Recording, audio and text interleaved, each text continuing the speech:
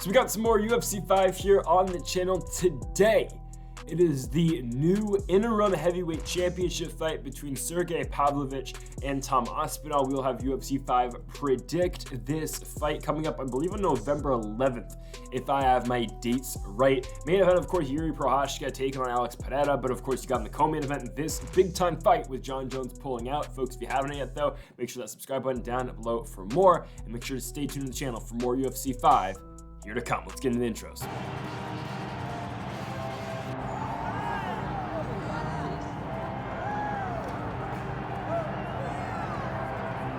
So here he is out of the blue corner, the #1 heavyweight contender fighting for the title here tonight. Daniel Cormier has 8 championship belts at home. Do you remember, though, the nerves for your first UFC title fight? It's the most overwhelming thing you've ever felt in your entire life. You are sitting in the back waiting for that moment where you get an opportunity to go chase something greater than yourself. So many people have played a part to get this man to this spot.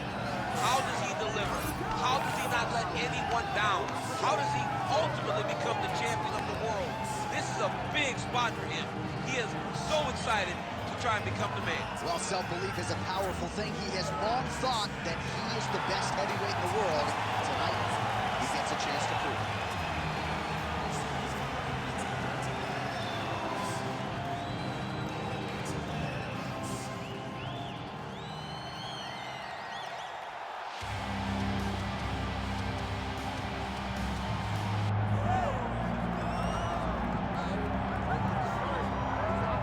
Folks, here we go, undisputed UFC heavyweight championship fight, and all eyes are on the incumbent as he makes the walk here tonight, and he's enjoying every moment of it. Huge title defense back for him tonight. John, he loves where he stands in the sport. He loves the admiration that comes with being the baddest man on the planet. He knows he's the biggest, he's the strongest, he's the baddest, and he loves it. And he prepares as if he never wants to let that go. This man lives for being the best. This man lives to be in the spotlight. And time again, we see him defend this belt as if his life depended on it. Well, right, you lose this belt, it's essentially like walking back into your new life. He has no intention of suffering that fate here tonight.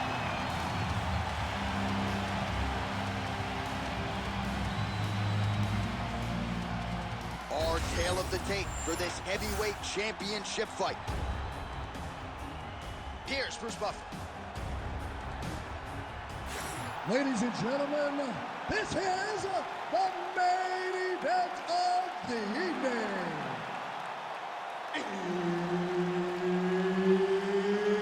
It's time! 5 rounds for the undisputed UFC Heavyweight Championship of the world. Introducing first, fighting out of the blue corner, presenting the challenger, Tom Aspinall. And now introducing the champion, fighting out of the red corner. Ladies and gentlemen, presenting the reigning, defending, undisputed UFC heavyweight champion of the world, Sergei Pavlovich. So, of course, the game can't comprehend the fact that Aspinall and Pavlovich are fighting for a vacant championship. There's no option in the game to make it a vacant championship fight, or at least an interim title fight, but this is an interesting one. You know, Pavlovich and Aspinall, we've kind of thought that this fight was going to happen, regardless of the winner of Jon Jones versus Stipe Miocic. We always kind of thought that the winner of that fight would vacate the belt and retire after their win at MSG, but now you just get Pavlovich and Aspinall, you know, expedited. You get it in November instead. I think it's an interesting fight. I really think it is. You know, I think this is what's displaying on the screen right now. Tom Aspinall going for takedowns and trying to grind out Sergei Pavlovich on the ground. I think that's going to be his game plan, obviously. I mean, how Pavlovich's only lost in the UFC and only lost professionally is to Alistair Overeem. It was a fight night card over, I believe it was either Shanghai or Beijing. I know it was in China. And, you know, Alistair Overeem in the co-main event, it was Pavlovich's debut in the UFC. Went in there, took him down, worked his ground and pound, won the fight by first round TKO. That is the only time Pavlovich has ever lost.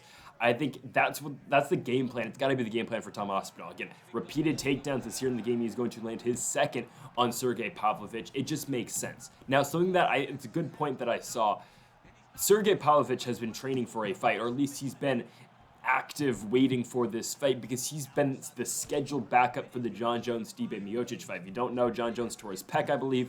He's out of the fight. Stipe Miocic was offered Sergei Pavlovich. He declined. Now, if you're in Stipe Miocic's spot, honestly, if the UFC's already guaranteed him that he's going to fight Jon Jones again, they've already booked that, or they've already planned that Jon Jones and Stipe will fight at some point in 2024, and the winner of this fight between Pavlovich and Aspinall is just going to get promoted the world champion, similar to what happened with Robert Whittaker after Michael Bisping and GSP fought. When GSP vacated the belt, Whittaker was just promoted to the undisputed champion after he beat Yoel Romero for the interim championship. The same can probably be done here, and I think it will be done. So if you're Stipe Miocic, either you fight Sergei Pavlovich on 14-something days' notice, for the interim title and wait for Jon Jones, or you just wait for Jon Jones and not fight Sergei Pavlovich in the first place. I think, honestly, it's the smart move for Stipe, who's 41 years old, who's looking for one more fight to go out on. And again, I've always made the case about Stipe Miocic fighting Jon Jones. Do I think he's going to win it? No. But if Stipe Miocic wins that fight legitimately, you can make the case for Stipe Miocic at 41 years old, if he wins, for being the greatest fighter of all time if he beats Jon Jones. That's the legacy that's at stake for Stipe Miocic in that fight. Given will he do so and beat Jon Jones? Likely not, but that's what's at stake for Stipe Miocic, who's 41 years old. You see Tom Aspinall go for an armbar right there. He doesn't get it. I don't know why Aspinall's face is so red, and Pavlovich's, but he's not going to get it. Look for some ground and pound here. He's not going to finish the fight. But again, that's going to be a big factor in this fight. I think it's going to be the grappling out of Tom Aspinall and what, again, Sergei can do defensively. Now, again, Curtis Blaydes really didn't look to wrestle all that much against Pavlovich in their main event earlier this year in the spring. You gotta assume Tom Aspinall is going to try to do so. But a point that I was making earlier, again, Sergei Pavlovich has been training for a fight, or at least he's known that he will be the backup for Jon Jones and Stipe Miocic. Tom Aspinall has not been getting ready for this fight, and now all of a sudden, on short notice, similar to what, the same amount of time Michael Bisping had when he beat Luke Rockhold, that's, it's not a lot of time for Tom Aspinall to prepare for Sergei Pavlovich, a guy that nobody wants to fight, a guy who has, again, gone on a, 6-fight winning streak now in the UFC.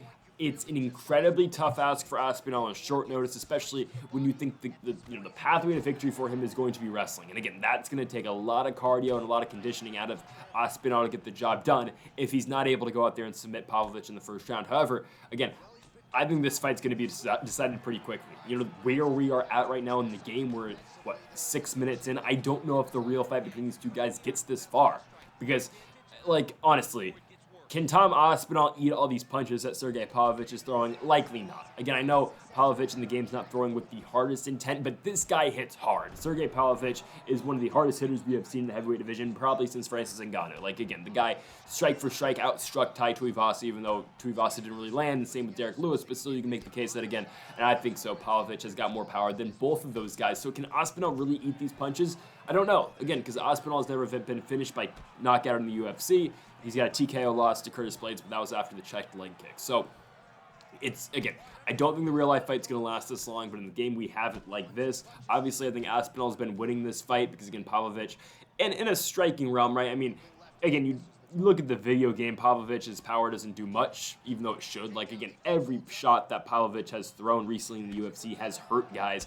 I don't think will be any different in the fight with Tom Aspinall. Hell, Pavlovich lands a clean knee, and that's a clean overhand left. Connects on the button right there against Tom Aspinall. It doesn't wobble him at all, but Pavlovich is going to get wobbled with that shot. Again, it's a video game, I understand, but some of these shots that Pavlovich is landing probably should have ended the fight already. And that's just the way he fights. Because again, Aspinall is not going to be the one-shot knockout guy that Pavlovich is. Don't get me wrong, Aspinall has that power and he has that capability of putting guys away, but it's not to the same extent that Sergei Pavlovich has. Now, again, a major part of this fight will be the defensive wrestling out of Sergei Pavlovich. It will be what Tom Aspinall is able to do in terms of his offensive wrestling. And you got to think the winner of this fight, again, will not fight Jon Jones or Stipe Miocic. I don't think that's going to be next. Instead, I think you look at a guy like Jailton Almeida, who is not in this video game, which makes no sense, but he's fighting Derek Lewis in the main event, Sao Paulo, Brazil in 2 weeks. It makes sense if Jailton Almeida can win that fight. Maybe he is next for the winner of this fight, as again, Aspinall will wobble Pavlovich again. It's been all of Tom Aspinall. Now he shoots in for a single, and he is going to get it and go straight into half guard. So I think Jailton Almeida has to be at least considered for the next title shot if he's able to beat Derek Lewis, which I think everyone is expecting him to do. Obviously, Ciryl Gane is still there, but again, Gane said he was going to wait for a title shot. Don't think it's going to work like that for him. Curtis Blaydes is still around. Maybe the UFC tries to rebook Jailton Almeida to a Curtis Blaydes fight, because again, they were originally scheduled in Brazil, as Pavlovich is saved by the horn right there, with Aspinall going for the armbar. But again, Sergei in a bad way going in to this third round. And real quick, something else. Both these guys have not had long fights in the UFC. Pavlovich, I don't believe, has gotten out of the first round. Aspinall hasn't either. I don't believe. I don't think the Durakimov fight for Pavlovich got in the second round. Yeah, again, both these guys, quick fights in the UFC. I believe both of them haven't, I know for a fact both of them haven't gone 25 minutes, in an accumulative manner. Between all of their fights, haven't gone 25 minutes. They are now scheduled for a 25-minute fight in just 2 weeks' time. But Almeida's got to be considered. Curtis Blaydes, I know he's coming off a loss to Pavlovich, but he's always in there. Derek Lewis, if he's somehow able to beat Jailton Almeida, obviously should be considered, even though I don't think he's going to beat Jailton Almeida. And then obviously Ciryl Gane. Now, I think the UFC is going to do this. I think, honestly, they're going to skip Curtis Blaydes in terms of the contenders. I think Pavlovich and Aspinall fight here. I think Almeida beats Lewis. And I think they have Almeida fight Ciryl Gane. They tell Ciryl Gane, if you want the title shot, okay, go out and beat the best grappler in the weight classes. Down goes Pavlovich. And that could definitely set up, if Gane's able to win, huge momentum for him. And if Jailton Almeida wins, which a lot of people would think that he would do, Almeida gets booked into a title fight, as Aspinall really peppering up Pavlovich with the jab. It's been all the time. Aspinall definitely, I would say, up 2 rounds to nothing. Now looking to end the fight here against Sergei. 3 minutes to go left in this third round. Uppercut by Pavlovich. Again, that's my point. Like, a shot like that but from Sergei Pavlovich, you would figure would end the fight. But again, it's a video game, it's weird, right? Aspinall has Pavlovich now fully laid out on his stomach. Pavlovich going to turn over. Full mount, though, here for Tom Aspinall, as again, he's looking to go up 3 rounds. I think the conditioning and the cardio might play a factor for Sergei Pavlovich. I mean, again, just the way he's built, sure, but can he really go the full distance with a guy like Tom Aspinall? I don't know, because again, Pavlovich swings big early. You've seen that in his fights before with Tuivasa and Lewis. Aspinall at least seems more able to go the full 5. Again, we have not seen him go at least, past, or into the championship rounds before. But I think, again, Aspinall, the way he fights, is better built for that. But again, we are yet to see. I think the John Jones matchup for both these guys is interesting. Now, obviously, it seems like John Jones will not be fighting Sergei Pavlovich or Tom Aspinall. I was hoping that he would get the Pavlovich fight, but I've said it before, and I'll say it again. If you're John Jones and you're looking, basically, Jones looking for legacy at this point. That's all he's here for at this point. A fight against Sergei Pavlovich is really not going to do much for his legacy compared to what Stipe Miocic is going to do at the end of the day. That's just, it's just simple. It sucks, but that's what it is. And for John Jones, why take the risk? As Aspinall drops Pavlovich again, that's the third knockdown here in this third round. Oh my goodness.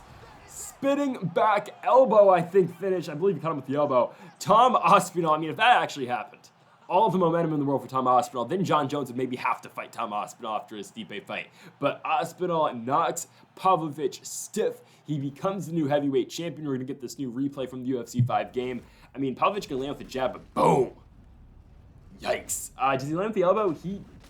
No, lands with a fist. Wow. Spinning back fist finish for Tom Aspinall, and new world champion, becomes the second, well, I guess the interim championship is still, becomes the second UFC champion, or third, sorry, from the UK, behind, of course, Michael Bisping and Leon Edwards. Folks, thank you for watching. Make sure that subscribe button down below for more, and Mamba forever.